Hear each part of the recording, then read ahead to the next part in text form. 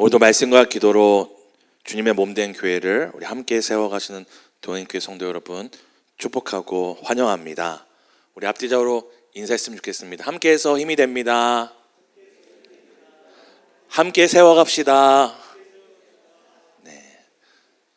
동행교회가 정말 이곳저곳에서 든든히 세워져가는 소식을 듣습니다.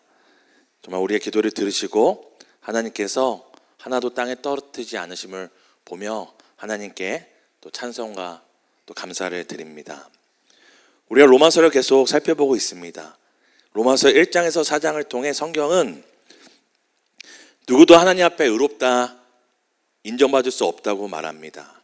그리고 오직 하나님의 은혜, 일방적인 약속, 그 언약을 통해서 우리는 의롭게 될 수 있다고 이야기를 합니다.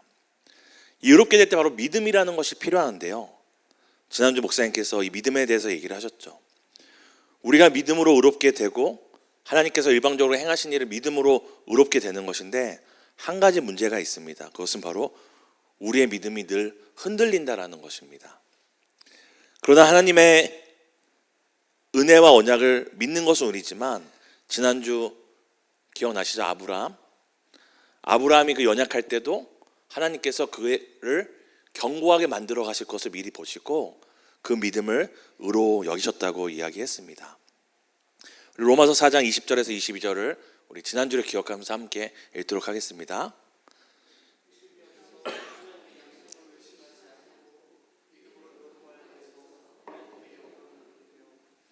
약속하신 것을 또한 능히 이루실 줄을 확신하였으니 그러므로 그것이 그에게 의로 여겨졌느니라. 아멘. 믿음으로 의롭게 되는 우리지만 우리의 흔들리는 믿음으로 우리가 의롭게 되는 것이 아니라 바로 수없이 흔들리고 보잘것없는 믿음임에도 하나님께서 오늘 우리의 모습과 우리의 믿음으로 결론 내리시는 것이 아니라 아브라함같이 수많은 믿음의 선조들과 같이 결국 하나님께서 그들의 믿음을 견고히 만드셔서 그들의 믿음을 완성하시고 그 완성된 믿음으로 의롭게 여겨주신다는 것을 우리가 살펴보았습니다. 오늘 바로 믿음으로 이렇게 의롭게 되는 것이다. 하나님이 연약한 우리의 믿음을 견고하게 만드셔서 우리를 의롭다 인정해 주시는 것이다 라고 사도 바울이 믿음과 의롭게 됨에 대해서 얘기했다면 오늘 로마서 5장 이렇게 시작됩니다. 그러므로 그러니까 앞에 이야기를 끌고 가는 것이죠. 그럼 사도 바울이 그러므로라는 이 접속사를 통해서 무엇을 이야기하고 있는지 함께 우리 살펴보겠습니다. 5장 1절을 함께 읽겠습니다. 그러므로 우리가 믿음으로 받았으니 우리 주 예수 그리스도로 말미암아 하나님과 화평을 누리자. 사도 바울이 앞서 믿음과 의롭게 됨의 원리를 얘기했다면 이제 5장부터는 그렇게 의롭게 된 자들이 삶에서 누리는 실제적인 유익에 대해서 이야기를 합니다. 우리는 믿음도 안 보이잖아요. 또 의롭게 된 것도 우리 눈에 보이지 않잖아요. 그런데 이제 그러므로 믿음으로 의롭게 된 자들이 어떤 삶의 유익을 누리게 되는지를 실제적 유익을 오늘 말해줍니다. 그렇다면 오늘 사도 바울이 이 로마서 5장을 통하여 우리가 누리는 의롭게 된 우리가 누리게 될 실제적인 삶의 변화는 무엇인지를 함께 살펴보겠습니다. 그 첫 번째는 무엇입니까? 함께 따라해 주세요. 하나님과 화평을 누리게 되었습니다. 우리가 방금 읽었던 것처럼 사도 바울은 로마서 5장 1절에 이렇게 이야기합니다. 우리 다시 한번 5장 1절 보여주겠어요? 그러므로 우리가 믿음으로 의롭다 하심을 받았으니 우리 주 예수 그리스도로 말미암아 하나님과 화평을 누리자고 이야기를 합니다. 여기서 얘기하는 화평은 우리에게 익숙한 이 마음의 평안을 얘기하는 것이 아닙니다. 우리가 의롭게 되고 믿음으로 구원받았으니까 어디에 있든지 무엇을 하든지 평안하게 살자라는 그 평안을 의미하는 것이 아닙니다.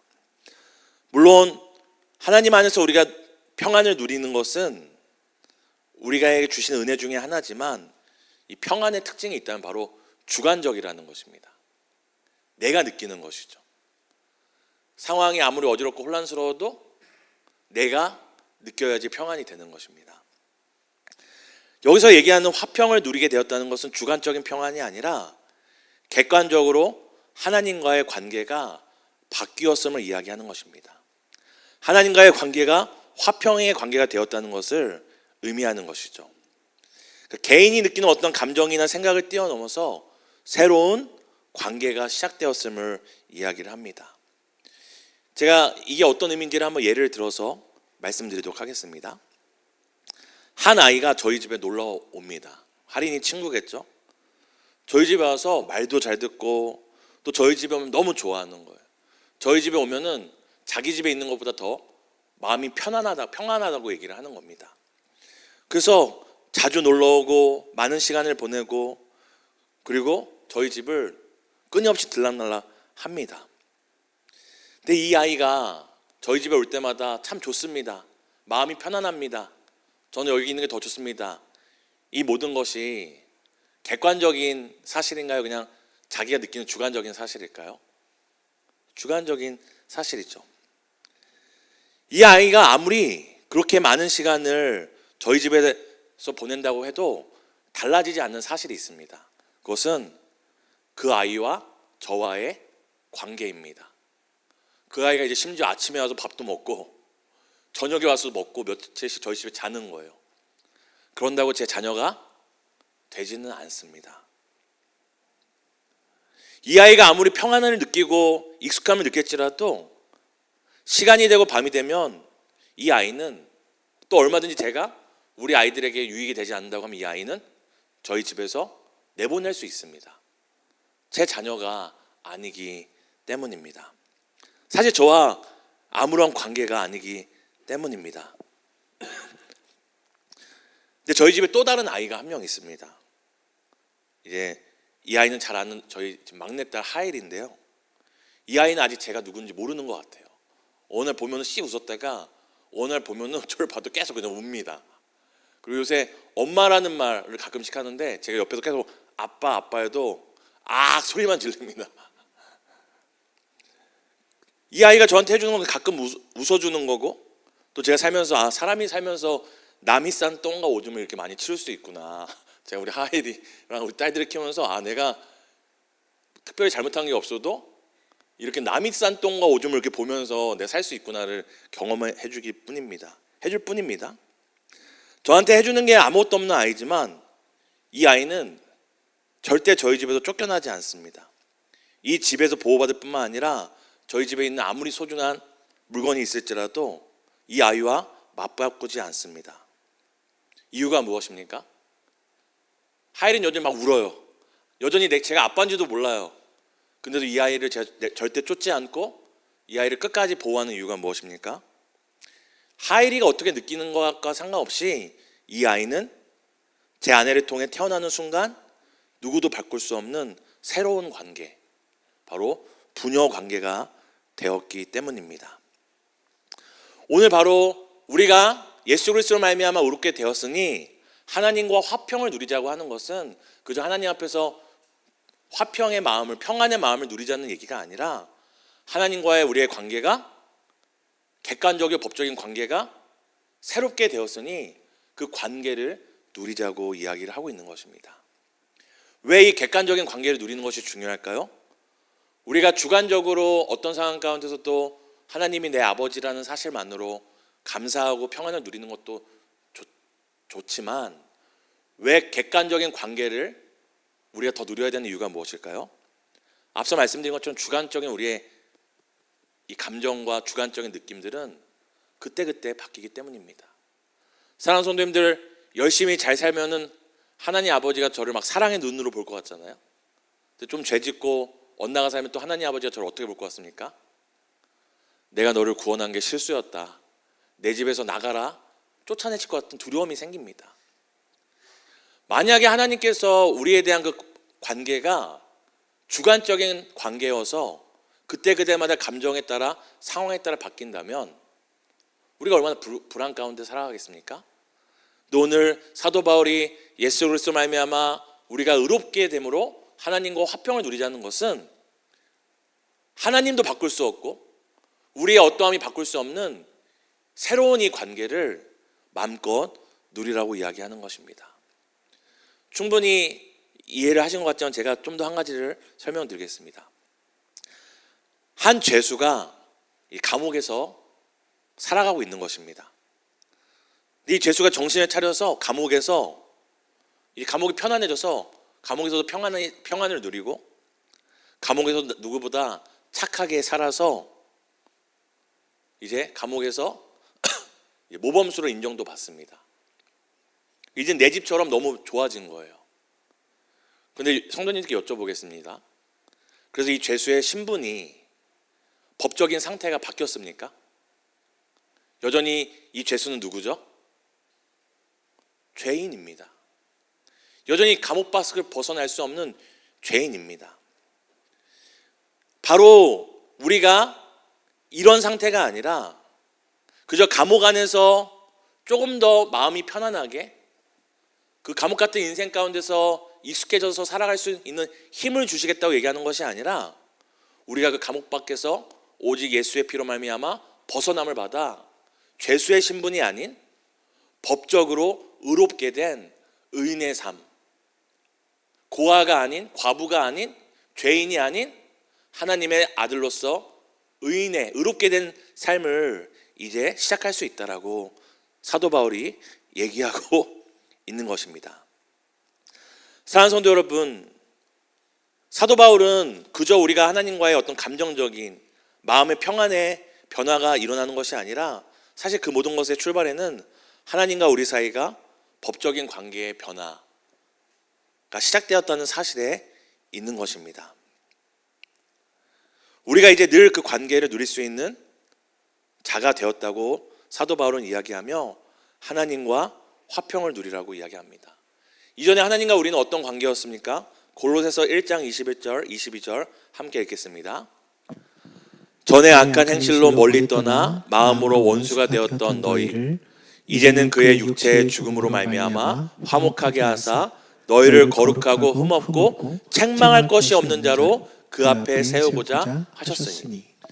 전에는 하나님과 우리의 관계가 원수 관계였대요. 성도님들 살면서 원수 한 번씩은 만들어 보셨죠? 만들어 보셨잖아요. 그 사람은 모를 수 있어요. 근데 나한테는 넌 내 원수야. 이제 넌 내가 상대하지 않겠어. 그 사람 몰라도 저에게 원수가 되는 순간 어때요? 멀리서만 봐도 어떻습니까? 마음이 불편하고 돌아가고 싶고 피하고 싶습니다. 하나님과 우리의 관계가 악한 행실로 인해서 하나님을 멀리 떠나 원수였던 관계였는데 예수 그리스도의 죽음으로 말미암아 하나님과 화목하게 되어 책망할 자가 없는 하나님의 자녀의 관계가 되었음을 이 골로새서를 통해서도 이야기를 하고 있습니다. 왜 제가 이것을 자꾸 반복해서 강조하냐면 이 객관적인 관계의 변화는 우리의 주관적인 감정이나 느낌과 판단에 영향을 받지 않기 때문입니다. 그러니까 성도님들이 이렇게 내가 살았으니 하나님이 날 버릴 거야. 이 정도면 우리의 자녀들 신앙생활하는 거 보고 교회 안 나오는 거 보니까 우리 자녀들도 이 정도면은 어떻게 보면 구원받지 못할 거라는 자꾸 주관적인 판단으로 지금 눈에 보이는 주관적인 상태로 우리 자녀들조차도 하나님께 버림받을 수 있다고 주관적 평가를 내리는 그때에도 우리는 기억해야 됩니다. 예수 그리스도의 피로 말미암아 창세전에 나와 우리의 자녀를 택하신 그리고 실제로 십자가에서 원수와 심판자가 아닌 하나님과 아버지와 자녀라는 새로운 관계를 만드신 그 하나님의 객관적인 이 사실에 의해서 우리는 새로운 관계가 되었다는 것을 기억하셔야 됩니다. 그러면 때론 두려울 때마다 때로는 혹시 하나님께서 내 인생의 문제 가운데 나를 이제 고아와 같이 내가 충분히 너 도와줬고 충분히 너를 인내했지만 이제는 한번 네 멋대로 살아봐라. 고아와 같이 우리를 버리시는 것 같이 느껴지는 그때에도 우리는 이 사실을 기억해야 됩니다. 우리는 하나님과 절대 깨질 수 없는 화평을 누리는 관계가 되었다는 것을 기억하고 하나님과의 화평의 관계를 누리시기를 예수님의 이름으로 축복합니다. 예수 그리스도의 피로 의롭게 된 우리에게 주신 새로운 삶, 유익은 무엇인가요? 두 번째는 바로 이것입니다. 함께 읽어보실까요? 믿음으로 서 있는 이 은혜에 들어갑니다. 로마서 5장 2절을 함께 읽도록 하겠습니다. 또한 그로 말미암아 우리가 믿음으로 서 있는 이 은혜에 들어감을 얻었으며 하나님의 영광을 바라고 즐거워하느니라.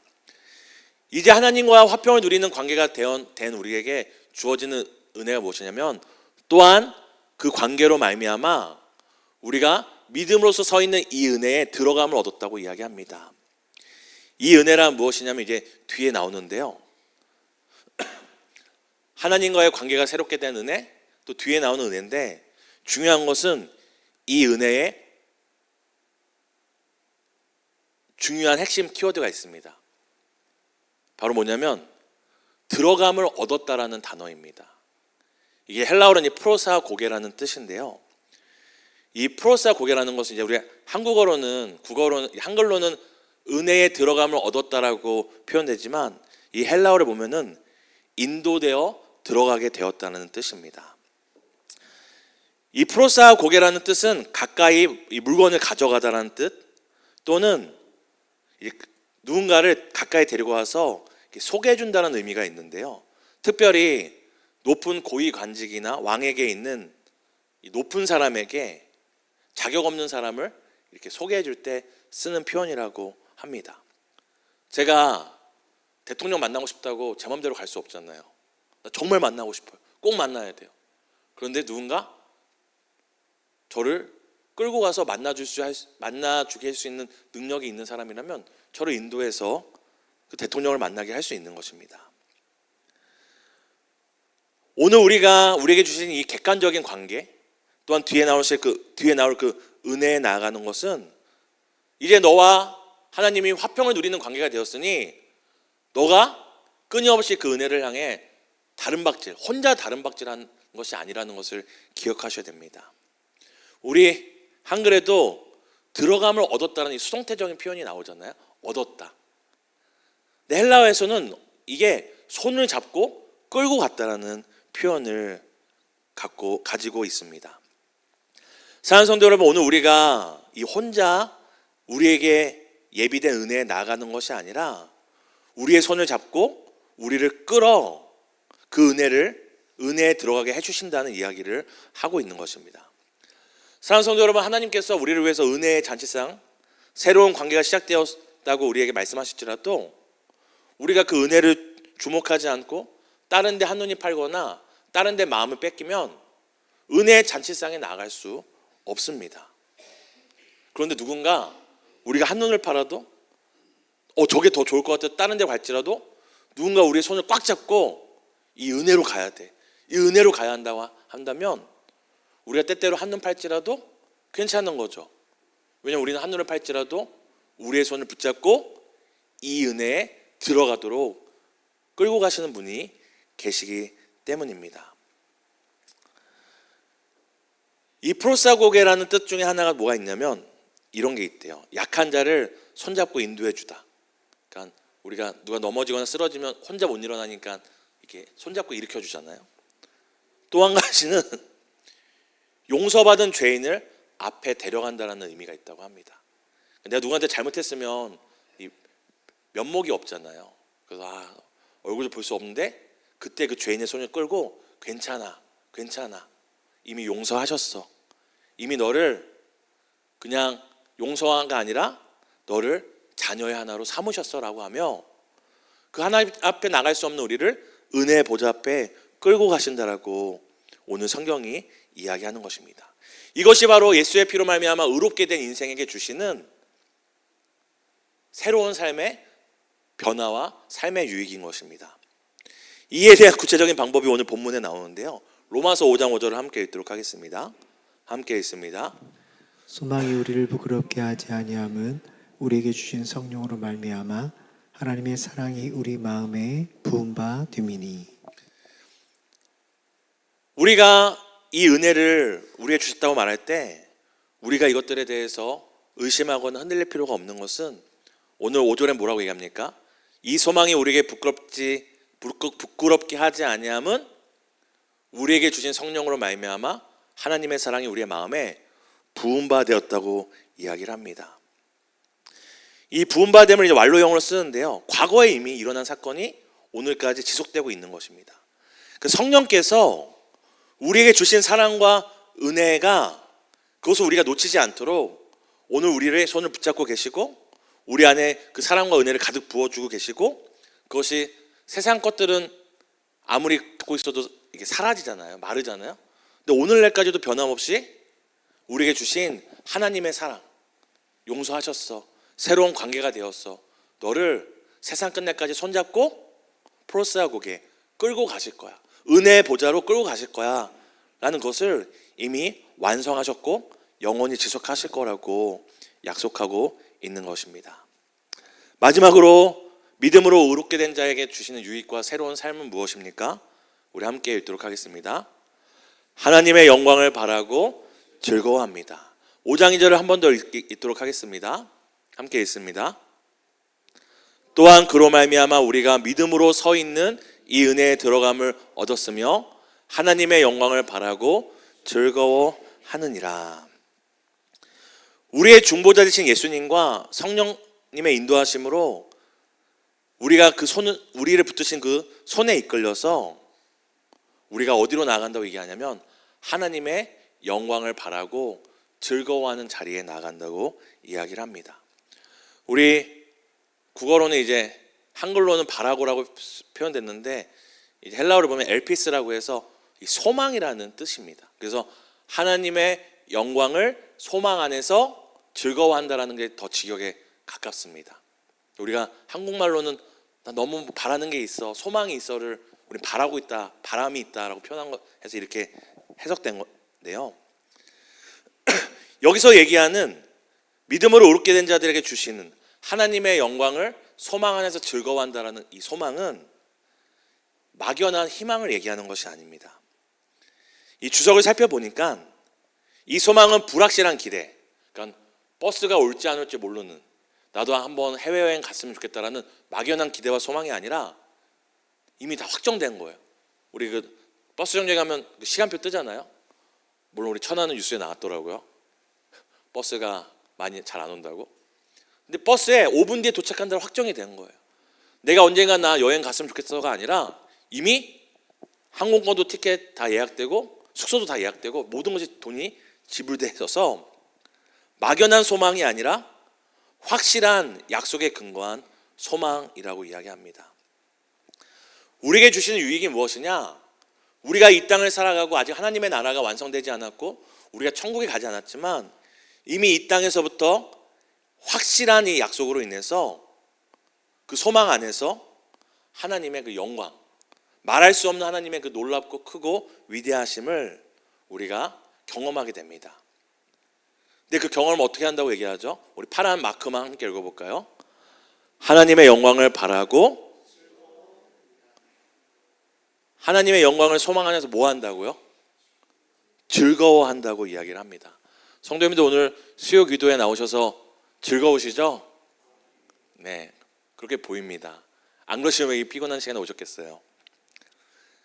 사도 바울이 이 즐거움, 이 소망 안에서 우리가 누리게 된 즐거움이 무엇인지를 뒤에서 말해주는데요. 로마서 5장 3절입니다.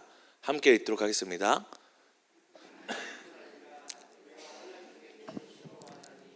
이는 환난은 인내를. 우리에게 확실한 소망 안에서 주시는 그 하나님의 영광을 누리는 그 즐거움은 무엇이냐면 환난 중에 즐거워하는 할 수 있는 즐거움이라고 이야기합니다. 사랑하는 성도 여러분, 내 인생에 환난이 있는데 즐거워하실 수 있나요? 둘 중에 하나죠. 아직 환난을 인지를 못했거나 환난이 생각보다 너무 커서 이제 정신의 줄을 놓은 거죠. 근데 여기서 얘기하는 바로 하나님의 영광을 소망해서 즐거워할 수 있는 즐거움은 환난 가운데 즐거워할 수 있는 즐거움이라고 말합니다. 그것은 우리가 정신이 나가서가 아니라 환난이 없는 삶이기 때문에 즐거워하는 것이 아니라 우리의 환난보다 무엇이 더 크기 때문입니까? 그 소망이 주는, 믿는 자에게 주시는 그 삶의 변화와 유익이 주시는 즐거움이 더 크기 때문입니다. 앞서 말씀드린 새롭게 시작된 객관적인 관계, 화평의 관계와 우리를 직접 매 순간 손잡고 은혜의 자리로 인도하시는 그 인도함을 이 확정된 소망 안에서 살아갈 때 어떤 환난 가운데서도 즐거워할 수 있는 삶의 변화와 유익을 경험하게 됩니다. 왜 오늘 사도 바울은 환난 중에도 환난이 끝난 다음에 즐거워한다고 얘기하지 않고 환난 중에도 너희는 즐거워할 수 있다고 이야기하는 이유가 무엇일까요? 환난이 내 삶의 결론이 아니라는 확신이 있기 때문입니다. 왜 이 확신을 가질 수 있습니까? 아까 하나님과 내가 어떤 관계가 되었죠? 아버지와 자녀의 관계가 되었죠. 그리고 아까 우리를 어떻게 들어가게 이 은혜에 어떻게 들어가게 하신다고 하셨죠? 손잡고 끌고 가신다고 얘기했죠. 우리의 환난이 우리의 인생의 결론이 될 수 없는 이유는 아버지께서 지켜보지 않기 때문입니다. 제가 영화를 좋아합니다. 영화를 보다 보면은 이제 대입을 하게 되죠. 영화에서 남자 주인공이 여자 주인공을 위해 총을 맞으면 속으로 나도 내 아내가 총을 맞을 때 저렇게 할 수 있을까? 그럼 바로 1초도 고민 안 하고 당연히 할 수 있죠. 또 막 영화에서 자녀들이 막 죽을 뻔했는데 아빠가 막 뛰어들면서 자녀를 살리고 더 죽습니다. 나도 우리 자녀들을 위해 저렇게 할 수 있을까? 그러면 뭐 고민하지 않고 당연히 죽을 수 있다고 생각을 합니다. 저는 상상으로도 제가 아버지라는 이유, 남편이라는 이유만으로 그렇게 누군가를 환난 가운데 건지기 위해 제 목숨을 버리는 것을 주저하지 않습니다. 근데 우리 하나님은 어떤 분이십니까? 우리를 환난 가운데 건지실 분이 아니라 이미 환난 가운데 우리를 그 아들을 내어주심으로 우리를 자녀 삼아 건져주신 분입니다. 제가 앞서 이렇게 말씀드렸잖아요. 우리 아내를 위해, 우리 자녀를 위해 대신 죽을 수 있다. 근데 제가 그렇게 해본 적이 없거든요, 아직. 사실 모르는 겁니다. 제가 이렇게 말하지만 순간 총이 앞에 오면은 저도 모르게 제 아내를 이렇게 하면 안 되겠죠? 그럴 수 있는 게 우리 남자 성도님들 유난히 웃으시는데, 근데 하나님은 그냥 가만히 있으라는 것이 아니라 환난 가운데 우리를 이미 건지시고 죽음 가운데 이미 우리를 건지셨던 분입니다. 그 아들을 십자가에 죽으심으로 환난 가운데 건지신 그 하나님께서 우리의 인생의 환난 가운데 우리를 방관하실 리가 없기 때문입니다. 그것이 바로 오늘 사도 바울이 얘기하는 환난이 우리의 인생의 결론이 될 수 없고 환난 중에도 즐거워할 수 있는 이유가 바로 여기에 있는 것입니다. 제가 그래서 제 인생에 어려움이 있을 때마다 항상 이것이 내 인생의 결론이 아니다, 과정이다, 더 큰 유익을 위한 복선이라고 고백하면서 이렇게 제가 억울하거나 손해보는 상황들이 있을 때마다 이렇게 신앙 고백하거든요. 내 삶에 손해는 없다. 나는 손해볼 수 없는 인생이다. 이것이 그저 내가 살면서 절대 손해보지 않겠다라는 마인드 컨트롤이 아니라 제가 삶에 어떤 손해와 어려움을 겪을지라도 이미 받은 하나님의 은혜와 사랑과 이렇게 손익 계산을 해보면은 단 한순간도 손해로, 제가 당장 얻었던 손해와 환난보다 하나님께 받은 은혜와 사랑이 늘 잔액이 넘쳤기 때문입니다. 사랑하는 성도 여러분, 앞으로 우리가 어떤 환난과 어려움과 같은 손해보는 일이 일어날지라도 우리가 손해볼 수 없는 인생이 됨은 바로 하나님께서 우리를 환난 가운데 방치 않으시고 건져 주실 것이기 때문입니다. 이것에 대해서 사도 바울이 어떻게 환난이 하나님의 은혜가 되는지를 3절부터 4절에 이렇게 이야기합니다. 우리 함께 다시 한번 읽어보겠습니다. 다만 이뿐 아니라 우리가 환난 중에도 즐거워하나니 이는 환난을 인내는 연단은 소망을 이룬 줄 알미로다. 사도 바울이 어떻게 환난 중 가운데도 즐거워할 수 있다고 이야기합니까? 환난이 끝이 아니라 환난이 인내가 연단이 결국 소망, 앞서 말한 확신의 소망으로 가는 과정일 뿐임을 사도 바울은 알고 있었기 때문입니다. 결국 소망으로 결론날 인생이라는 걸 알았기에 그 아버지의 손에, 예수 그리스도의 손에 성령께 붙들린 인생은 어떻게 그 인생이 끝나는지를 알았기에 사도 바울은 그 하나님의 영광을 즐거워하며 환난 중에서도 즐거워할 수 있다고 오늘 이야기를 합니다. 사랑하는 성도 여러분, 오늘 우리가 함께 살핀 것은 봉사를 많이 하거나 신앙생활을 열심히 하면 그런 사람들을 이제 선착순으로 주시는 은혜를 나눈 것이 아닙니다. 오늘 5장 1절에 이렇게 시작하잖아요. 그러므로 우리가 믿음으로 의롭다 하심을 받았으니. 누구든지 예수 그리스도로 말미암아 의롭게 된 인생에게 주시는 삶의 변화와 삶의 유익이 앞서 말씀드린 하나님으로 화평을 누리게 되고 하나님의 손에 이끌려 은혜 가운데 끌려가게 되고 하나님의 이 풍성한 은혜로 말미암아 어떤 상황 가운데 즐거워할 수 있는 그 삶, 그것이 우리 모두에게 이미 주어진 새롭게 시작된 삶임을 사도 바울이 이야기를 하고 있습니다. 때때로 우리의 모습을 보고 주관적인 우리의 판단으로 인해서 이제 하나님도 충분히 많이 참으셨을 거야, 이 정도면 하나님도 답이 없으실 거야, 의심될 때가 있지만 우리가 그 의심을 이겨낼 수 있는 근거가 있다고 오늘 사도 바울이 못을 박으며 이야기를 합니다. 우리 마지막으로 5장 6절 함께 읽겠습니다. 우리가 아직 연약할 때에 기약대로 그리스도께서 경건하지 않은 자를 위하여 죽으셨도다. 아멘. 사도 바울이 믿음으로 의롭게 된 자들에게 주시는 유익들이 이것이다 쫙쫙쫙 얘기하다가 우리가 아는데 오늘 내 모습 보니까 이걸 받을 자격이 없고 여전히 내 믿음 보니까 이것을 붙잡을 믿음이 못 되는 것 같을 때 오늘 사도 바울이 뭐라고 얘기합니까? 우리가 아직 연약할 때에 기약대로 그리스도께서 경건하지 않은 자를 위하여 죽으셨도다. 이 모든 은혜가 앞으로 우리의 모습과 우리의 반응에 따라 정해진 은혜가 아니라 우리가 이미 연약할 때에 그 기약, 그 정해진 하나님의 약속의 언약의 때를 따라 예수 그리스도께서 누구를 위해서 이렇게 하셨다고요? 경건하지 않은 자를 위하여 이미 행하신 일이라고, 죽으심으로 행하신 일이라고 이야기를 하고 있습니다. 이미 하나님과 새롭게 된 관계, 화평을 누릴 수 있고 때로 혼나고 징계받을지언정 절대 쫓아내지 않으시는 아버지와 자녀의 관계가 바로 예수 그리스도의 죽음을 통해 되었기에 결코 다시 물을 수 없는 사실을 기억하셔야 됩니다. 사랑하는 성도 여러분, 우리가 하나님 믿고 예수님 믿고 죄사함 받고 많은 복을 받기 원합니다.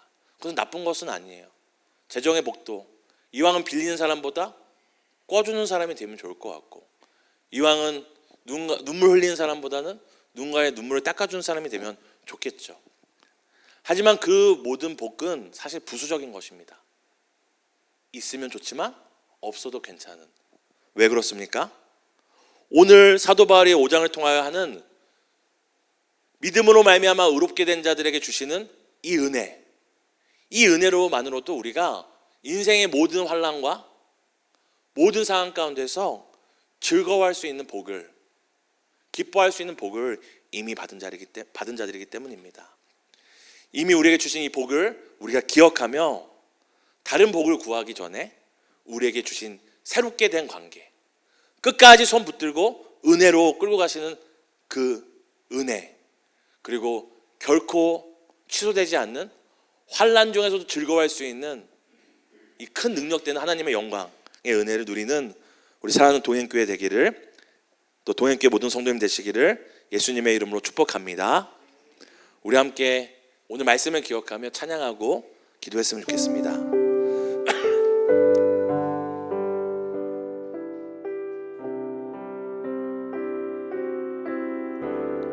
우리에게 이미 주신 이 은혜를 기억하며 내 영혼이 은총이 멍중한 죄짐 벗고 보니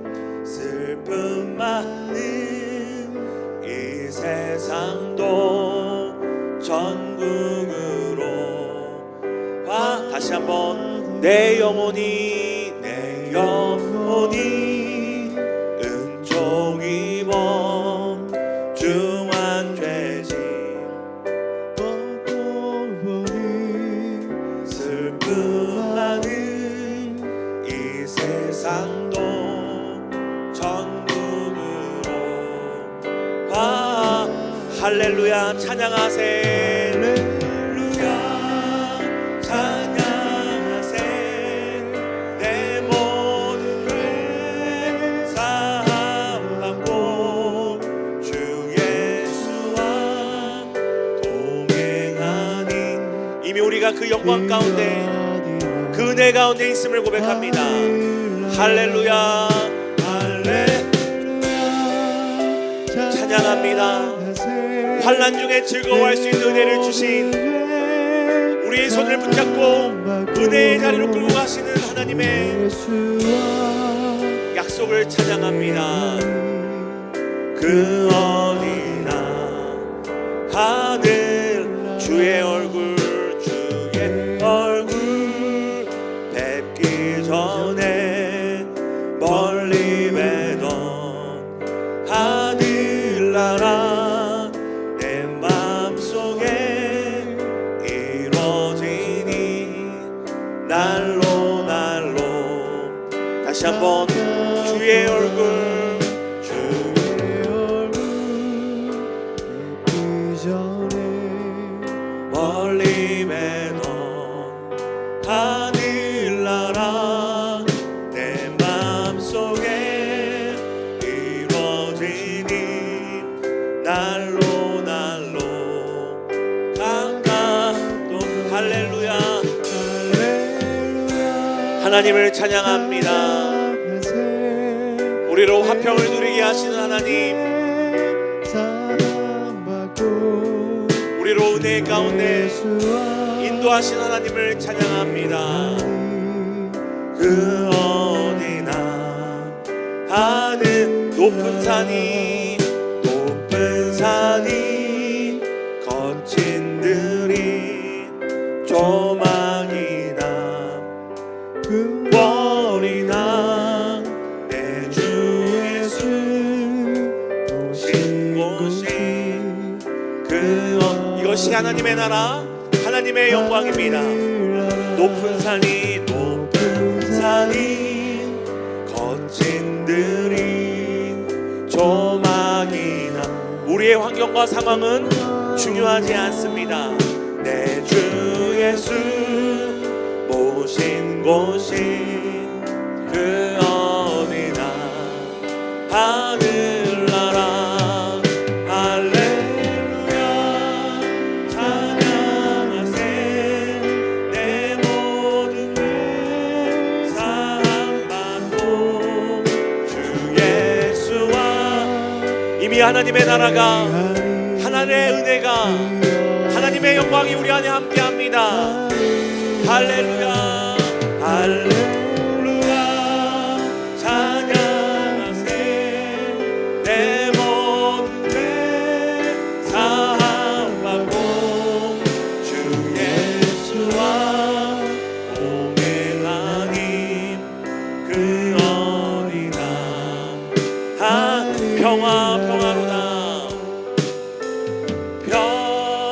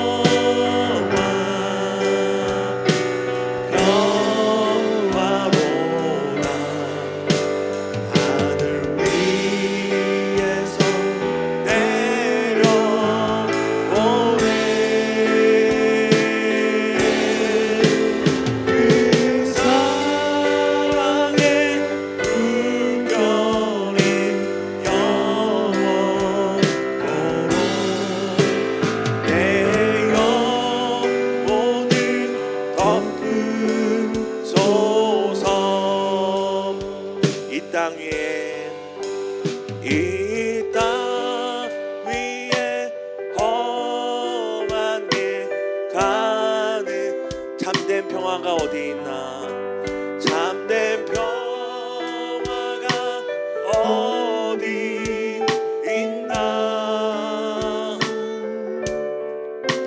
우리 모두 다 예수를 친구 삼아 참 평화를 다시 한번 광야 같은 우리의 인생길을 주께 맡기며 이 땅 위에 험한 길 광야 같은 지옥 같은 우리의 삶이지만 세상이 빼앗을 수 없는 줄 수 없는 주님의 평안이 우리 안에 있습니다. 우리 모두 다 예수를 친구 삼아 참 평화를 누리게 돼 평화 하늘의 평화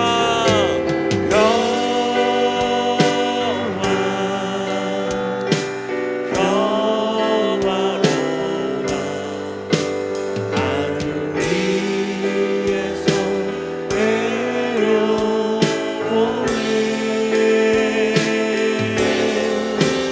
그 사랑의 물결이 영원토록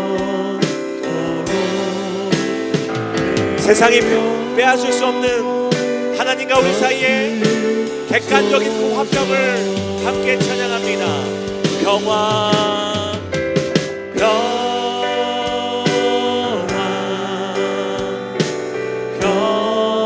평화로다 하늘 위에서 내려오네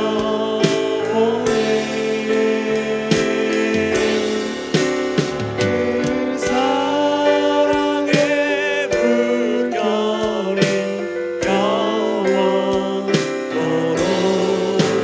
내 영혼을 덮으소서.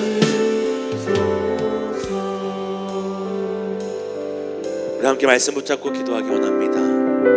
사랑하는 성도 여러분, 우리가 막연한 미래의 약속을 소망을 기대어 오늘 평안하자 그렇게 위로하는 자들이 아닙니다.